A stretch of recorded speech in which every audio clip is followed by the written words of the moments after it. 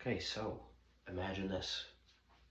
A college student is expelled or suspended or has financial aid taken away, scholarships removed because they said something offensive. That's not the world I want to live in. They're not inciting violence. They're not telling people to perform violent acts with rioting or with things of that nature, burning down buildings, going to kill people. They're just speaking their mind, and they're getting in trouble. They're getting things taken away from them. That's not the environment I'd like to live in, and that's not a rare occurrence under cancel culture, under this new regulation of speech and this coming down on people for hate speech, this new phenomena. And I advocate that all speech, whether offensive, whether it hurts your feelings, whether you don't want to hear it or agree with it, should be protected under those First Amendment rights, with those exceptions, of course, of inciting violence, defamation, obscenity, things of that nature. Even your most basic sources like the ALA, American Library Association, go into great detail about how speech is protected unless it falls into those categories, unless you're harassing somebody, unless you're inciting violence, or unless it's defamation of character. And it's really fascinating how hate speech actually, according to FIRE, Foundation for Individuals' Rights and Expressions, is not actually in constitutional law. There's really no such thing. There's no subcategory on hate speech. And so when you have these new regulations on what people can say and can't say, it creates a society I don't want to live in. And I think it's extremely dangerous. And how do we combat that, right? People think, well, if there's a society where people aren't saying anything offensive and people aren't degrading others, hurting others' feelings, everybody's all in sync, it's going to be paradise, right?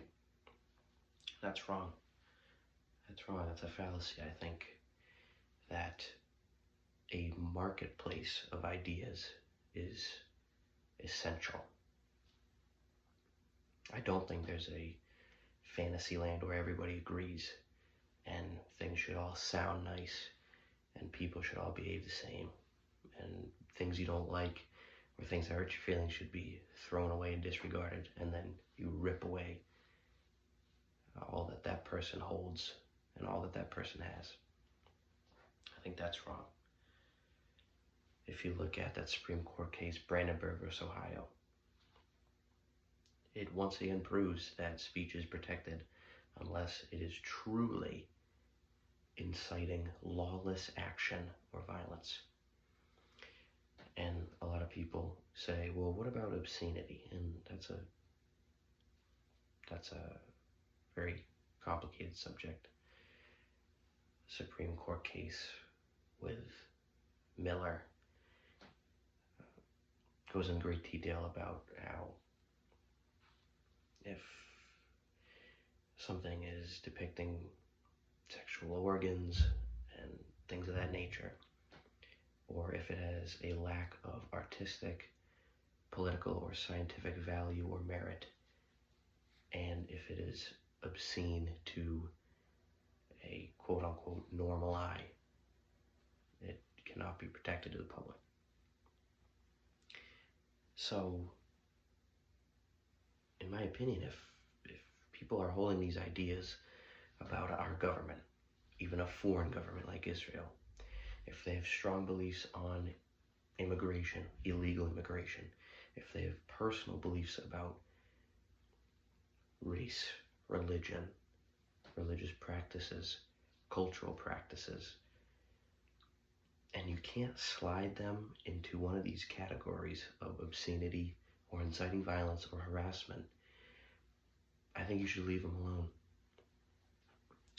I believe that the solution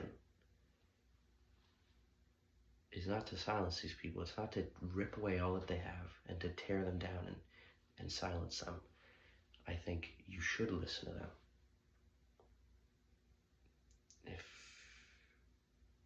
If you see an extremist, some of these people holding these crazy beliefs to you, I think you should question them. I think you should say, hey, why do you hold those beliefs? Where do you come from? Let me challenge you. Let me change your mind. Let me introduce you to these new ideas instead of just saying, oh, you're wrong. You should be thrown in jail. You should be canceled. You should have everything taken away from you. I think that's wrong. And I really don't want to live in a society where people have things taken away because they don't follow the accepted opinions on our government, on foreign governments, on other countries, on religion, all this stuff. And it's deeply important to me. And I'd like to fight for that. And I'd like to persuade you to fight for that as well.